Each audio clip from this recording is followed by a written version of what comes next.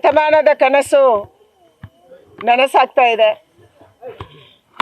ಲಕ್ಷಾಂತರ ಜನ ರಾಮ ಮಂದಿರದ ಹೋರಾಟಕ್ಕಾಗಿ, ಭವ್ಯ ಮಂದಿರ ನಿರ್ಮಾಣಕ್ಕಾಗಿ ಪ್ರಾಣತ್ಯಾಗವನ್ನು ಮಾಡಿದ್ದಾರೆ.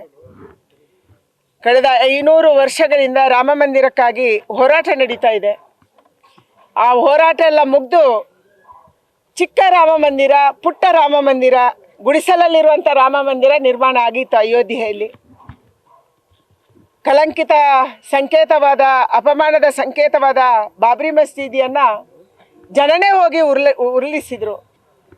ಇವತ್ತು ನಮ್ಮೆಲ್ಲರ ದೇಶದ ಅಪೇಕ್ಷೆ ಇತ್ತು, ರಾಮ ಭಕ್ತರ ಅಪೇಕ್ಷೆ ಇತ್ತು, ಪ್ರಜೆಗಳ ಅಪೇಕ್ಷೆ ಇತ್ತು, ಅಯೋಧ್ಯೆಯಲ್ಲಿ ರಾಮನಿಗಾಗಿ ಭವ್ಯ ರಾಮ ಮಂದಿರ ನಿರ್ಮಾಣ ಆಗಬೇಕು.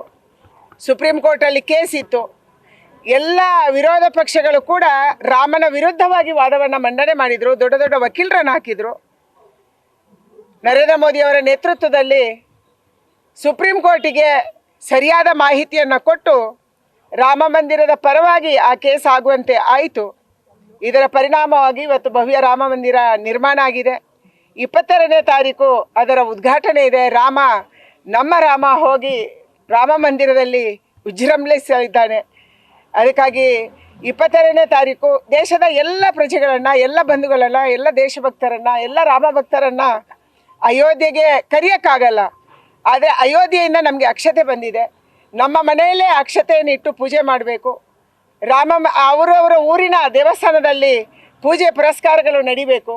ಸಂಜೆ ಹೊತ್ತು ರಾಮ ಮಂದಿರದ ಉದ್ಘಾಟನೆಯ ಸಂದರ್ಭದಲ್ಲಿ ನಮ್ಮ ಮನೆ ಮುಂದೆ ದೀಪವನ್ನು ಹಚ್ಚಿ ಕೊಟ್ಟಿರುವಂಥ ಅಕ್ಷತೆಯನ್ನು ಅವತ್ತು ಸಿಹಿ ಮಾಡಿ ಊಟ ಮಾಡಬೇಕು. ಇದು ನಮ್ಮ ಅಪೇಕ್ಷೆ ಇರುವಂಥದ್ದು. ಅದಕ್ಕಾಗಿ ನಾವು ಇವತ್ತು ಚಿಕ್ಕಮಗಳೂರಿನ ವಿಜಯಪುರದಲ್ಲಿ ಇದ್ದೀವಿ. ನಮ್ಮ ಎಲ್ಲ ಬಂಧುಗಳನ್ನು ಕೂಡ, ಯಾರು ರಾಮನಿಗಾಗಿ ಹೋರಾಟ ಮಾಡಿದರು, ಯಾರು ಇಟ್ಟಿಗೆಯನ್ನು ಹೊತ್ತಿದ್ರು, ಯಾರು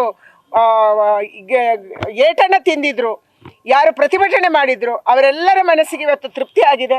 ಅಂಥವರೆಲ್ಲರನ್ನ ಕರೆಯುವಂಥ ಒಂದು ಪ್ರಯತ್ನವನ್ನು ನಾವೆಲ್ಲರೂ ಮಾಡ್ತಾ ಇದ್ದೀವಿ.